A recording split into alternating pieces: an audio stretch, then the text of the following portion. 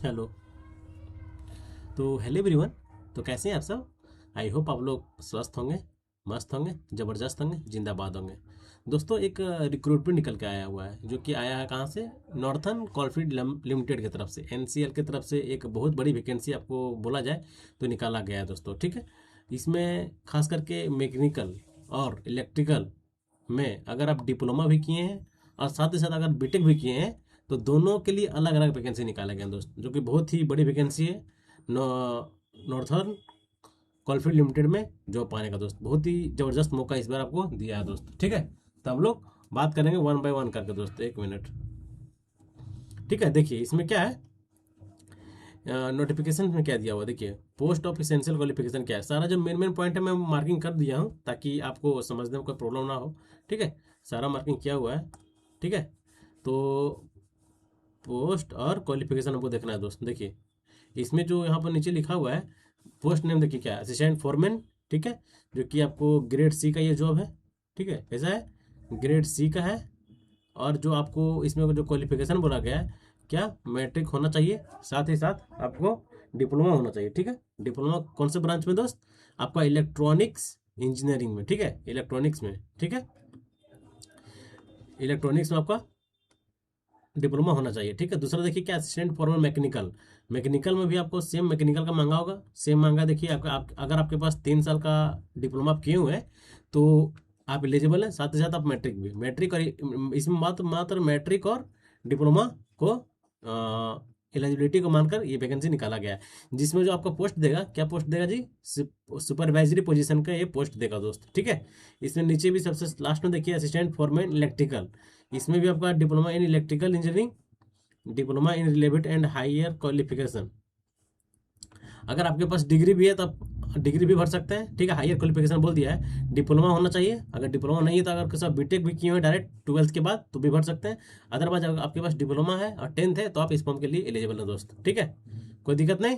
चलिए हम लोग बात करते हैं और मेन मेन पॉइंट का हम लोग बात करते हैं। देखिए टोटल वैकेंसी कितनी है भाई साहब, टोटल वैकेंसी 270 है दोस्त। बहुत बेहतरीन वैकेंसी, बहुत बड़ी वैकेंसी है दोस्त। ठीक है। इसमें आपका देखिए अलग अलग पोस्ट के लिए अलग अलग वैकेंसी दिखाई गई है दोस्त। ठीक है, आप लोग देख लीजिए, कोई दिक्कत नहीं है। ठीक है, हम लोग आगे बात करते हैं दोस्त। ठीक है।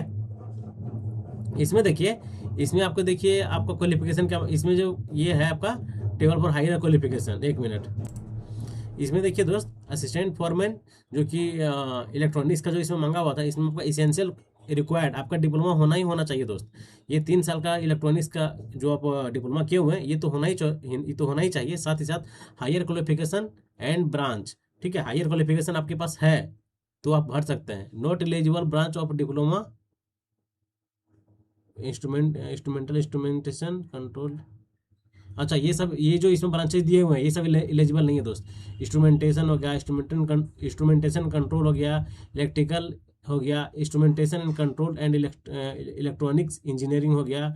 ये सब ब्रांचेस जो इसमें भी मेंशन किया गया है, ये सब में अगर आप बीटेक किए हुए या फिर डिप्लोमा किए हुए तो आप एलिजिबल नहीं है दोस्त। आपको यही सीधा सीधा ये मांग रहा है कि इंजीनियरिंग डिप्लोमा, इलेक्ट्रॉनिक्स या फिर इलेक्ट्रॉनिक कम्युनिकेशन। ठीक है, या फिर इलेक्ट्रॉनिक टेलीकम्युनिकेशन, ये 3 ट्रेड में अगर आपके पास डिप्लोमा का सर्टिफिकेट है और देन आप बीटेक भी किए हुए हैं तो आप एलिजिबल एलिजिबल हैं दोस्त। ठीक है, तो सब में यही बोला गया है।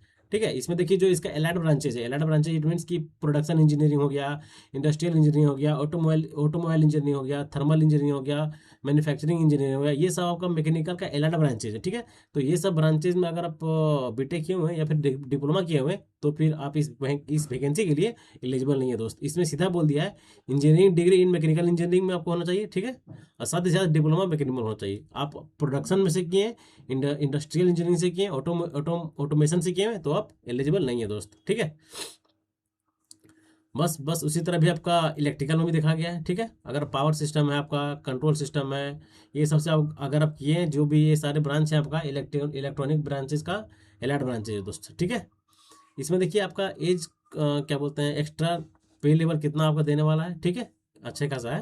ठीक है, मिनिमम मंथली जो आपको मिलेगा ये 47,300 रुपया पर मंथ मिलेगा।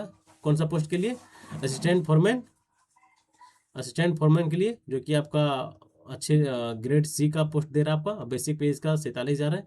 ठीक है, इसमें आपका 1 साल का आपको ट्रेनिंग पीरियड रखेगा। ठीक है। इसके बाद देखिए मैकेनिकल का भी उसी तरह सेम सेम पेमेंट है। देन आपका इलेक्ट्रिकल का भी सेम पेमेंट है दोस्त। लेकिन ये सब का जो ट्रेनिंग पीरियड है, इसका 2 साल का है, इसका 2 साल का है, इधर का 2 साल का है दोस्त, ये सबका 2 साल का है, ठीक है। तो आपको ये ध्यान देना पड़ेगा दोस्त, ठीक है। खाली आपका क्या बोलते हैं, असिस्टेंट फॉरमैन जो है आपका, उसमें आपका 1 साल का ट्रेनिंग पीरियड दिया गया है दोस्त, ठीक है। अब हम लोग मेन पॉइंट बात करते हैं। मेन पॉइंट इसमें देखिए, मिनिमम एज लिमिट आपका 18 साल रखा गया है, ठीक है। मैक्सिमम आपका 30 साल से ज़्यादा नहीं होना चाहिए दोस्त, ठीक है। 30 साल से ज़्यादा नहीं होना चाहिए, तब इस फॉर्म के लिए आप एलिजिबल है। आपका 1/3/2026 को मैक्सिमम एज लिमिट 30 साल से ज़्यादा नहीं होना चाहिए, जो कि नहीं होंगे। अगर होंगे भी तो कोई दिक्कत नहीं है, उसके लिए गवर्नमेंट का एज रिलैक्सेशन का अलग रूल है, जो कि अगर आप अलग अलग कैटेगरी में हैं तो अपना कैटेगरी के अकॉर्डिंग देख सकते हैं कि आपको कितना साल का एज रिलैक्सेशन मिलने वाला है दोस्त, ओके। इसका फीस देख लीजिए, फीस थोड़ा काफ़ी ज़्यादा है दोस्त, ठीक है। अनरिजर्व कैटेगरी के लिए, ओबीसी के लिए और एनसीएल, ओबीसी एनसीएल के लिए, और आपका ईडब्ल्यूएस वाले कैंडिडेट के लिए आपका जो फीस रखा गया है टोटल 1180 रुपया बन रहा है टोटल। इससे फीस जो इसका है 1000 रुपया है, लेकिन इसमें जीएसटी इंक्लूड करके 1180 रुपया बन रहा है दोस्त, ठीक है। और SC ST PWBD ST SC के लिए कोई पैसा नहीं लग रहा है दोस्त, ठीक है। तो साथियों आप लोग भर दें, अच्छा वैकेंसी भी है इसमें। देखिए ये पूरी तरह से आपका CBT मोड में आपका एग्जाम लेने वाला है, ठीक है। इसमें आपका अलग अलग सेपरेट में सेक्शन रहेंगे। सेक्शन ए है, सेक्शन बी है। सेक्शन ए में टोटल टेक्निकल क्वेश्चन रहेंगे दोस्त, करीब 70 मल्टीपल MCQ क्वेश्चन रहेंगे, ठीक है। और सेक्शन बी में आपका जनरल जनरल नॉलेज हो गया। देखिए सेक्शन बी में आपका जनरल नॉलेज हो गया, जनरल अवेयरनेस हो गया, मतलब रीजनिंग के जितने भी जनरल क्वेश्चन होते हैं वो आपको 30 क्वेश्चन में पूछे जाएंगे, और 70 क्वेश्चन आपका जो रहेगा आपका रहेगा टेक्निकल दोस्तों, ठीक है। कोई दिक्कत इसमें जो आपको मिलने वाला है, इसमें आपका 1 नंबर आपका सही होने पे 1 नंबर मिलेगा, लेकिन नेगेटिव मार्किंग इसमें नहीं है दोस्त, समझे। इसमें नेगेटिव मार्किंग कुछ भी नहीं है, ओके। चलिए अब नेक्स्ट क्या है, ये तो बोला कि मिनिमम कट ऑफ से कुछ होना जाना नहीं है। जितना ज़्यादा नंबर जब मार्क्स लाएंगे आपको सिलेक्शन जल्दी होगा दोस्त। ज़्यादा कम मिनिमम तो ये तो क्वालिफाइंग दिया हुआ कि इतना आप कट ऑफ क्रॉस कर सकता है, लेकिन कट ऑफ से काम नहीं चलेगा। बस यही तो मेन पॉइंट था दोस्त। और यहाँ पर देखा जाए इसका डेट कब से, एक बार डेट देख लेते हैं इसका।